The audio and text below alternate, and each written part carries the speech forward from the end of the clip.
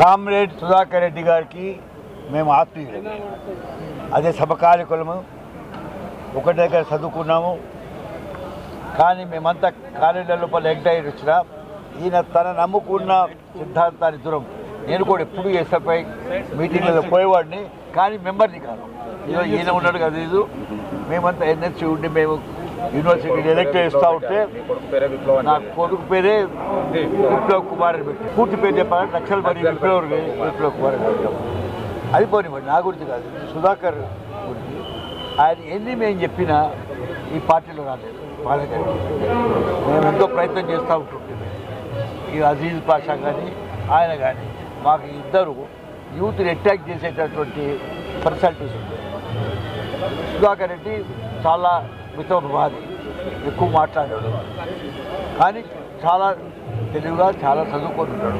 నాకు ఆయనకి ఎన్నోసార్లు ఘర్షణ జరిగేది, మాట్లాడుకునేటోళ్ళవి అన్నీ చేసుకుంటాం. మొన్న నేనేదో నా మ్యాగజైన్కి రాయాలంటే ఒక ఆర్టికల్ పంపించాను. దాంట్లో మా పాత పరిచయాల గురించి, ఆయన కమిట్మెంట్ గురించి, దానికన్నా ఎక్కువ నా కమిట్మెంట్ గురించి. ఎందుకంటే నేను పుట్టింది 4 గోడలు, కమ్యూనిస్టు సాహిత్యం యొక్క 4 గోడల్లో నేను పుట్టినాం. మా అన్నగారి దగ్గర ఉన్నందుకు, దుమ్మోదీ గారికి దగ్గర ఉన్నందుకు మేము పుట్టాం. మేము ఆ అట్మాస్ఫియర్లో పెరిగిన ఆ కాలం లోపల ఎవ్వరూ ఆఫీస్ బేరర్ యూనివర్సిటీ ఎలక్ట్ అయిన వాళ్ళు లేరు. ఒక సదానందన్ ఉండే, ఆ పిల్లడు ఎస్ఎఫ్ఐ పిల్లడు, కానీ ఎస్ఎఫ్ఐ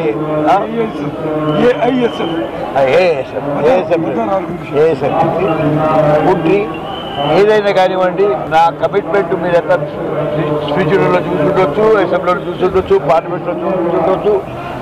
అర్బన్ నక్సలైట్లు అంటారా, నక్సలైట్ అంటారా, ఏమనకుండా మానవవాది అంటారా, లేకపోతే ఏది ఉన్నా కానీ సోషలిజంని నమ్ముకున్న వాడిగా నేను అన్నిటికన్నా కమ్యూనిస్ట్ పార్టీని ఎందుకు ఎక్కువగా మేలు చేస్తూ ఉన్నారంటే అదొక్కటే పార్టీ ఇంతవరకు జరగకుండా ప్రజల గురించి ఏది కావాలనుకున్నదో ఇవాళ 1911 అదే పార్టీ కొన్ని ముందుకు వస్తూ ఉంటుంది.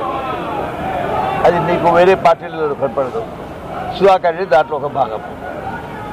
కాబట్టి సుధాకర్ రెడ్డి గారికి ఎంత చెప్పుకున్నా కానీ ఆయన ఏం చేయాలో సమాజానికి చేశాడు, ప్రజలకు చేశాడు.